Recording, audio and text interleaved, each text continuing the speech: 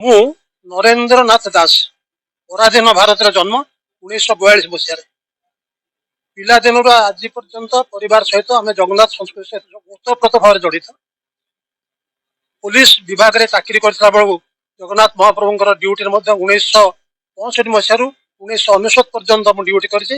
ଏବଂ ଆଜି ଆପଣମାନେ ଯୋଉ ପୁରୀ ସହରର ବଡ଼ଦାଣ୍ଡ ଉପରେ ଯୋଉ ଟେମ୍ପୋରାରୀ ଫ୍ଲେକ୍ସିବଲ ରୋଡ ଡିଭାଇଡର ଲାଗିଛି ସେଟା ମୋର ସଜେସନ 2007 ମସିହାରେ। ଜଗନ୍ନାଥ ସଂସ୍କୃତି ବିଷୟ ତ ଆପଣମାନେ ସମସ୍ତେ ଜାଣିଛନ୍ତି, ମୁଁ ଅଧିକା ସେ ବିଷୟରେ କହିବାଟା ଉଚିତ ହବ ନାହିଁ। ଆଜି ଠାକୁର ପୂଜା କରୁଥିଲା ବେଳକୁ ହଠାତ୍ ମଧୁଲିତା ମ୍ୟାଡମ ମତେ ଟେଲିଫୋନ କଲେ ଆଜିର এই ଚିନ୍ତନ କାର୍ଯ୍ୟକ୍ରମ ଆସିବା ପାଇଁ।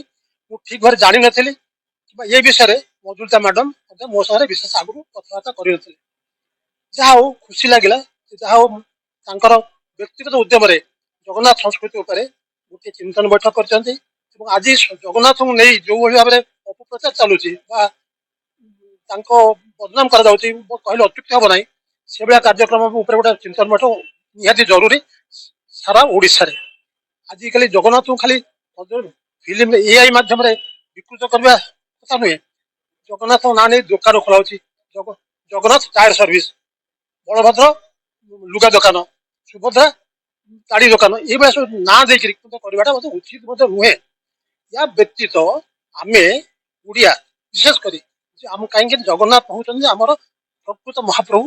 ତାଙ୍କ ବିଷୟରେ ଆପଣମାନେ ସମସ୍ତେ ଜାଣନ୍ତି, କହିବା କିଛି ଆବଶ୍ୟକତା ନାହିଁ। ତାଙ୍କୁ ନେଇକରି ଆମେ ଯଦି ନିଜ ମନ ଭିତରେ ନ ରଖିପାରିବା, ତାଙ୍କର ସମ୍ମାନକୁ ତାଙ୍କୁ ଯଦି ଆମେ ଠିକ ଭାବରେ ସମ୍ମାନ ଦେଇ ନ ଦେଇପାରିବା, ତାହେଲେ ଆମେ ଓଡ଼ିଆ ବୋଲି ଆମକୁ ଘୃଣା କରିବା ଉଚିତ। ଆମେ ଓଡ଼ିଆ ଏ କଥା ଆମକୁ ନିଜେ ନିଜକୁ ଘୃଣା କରିବା ଉଚିତ।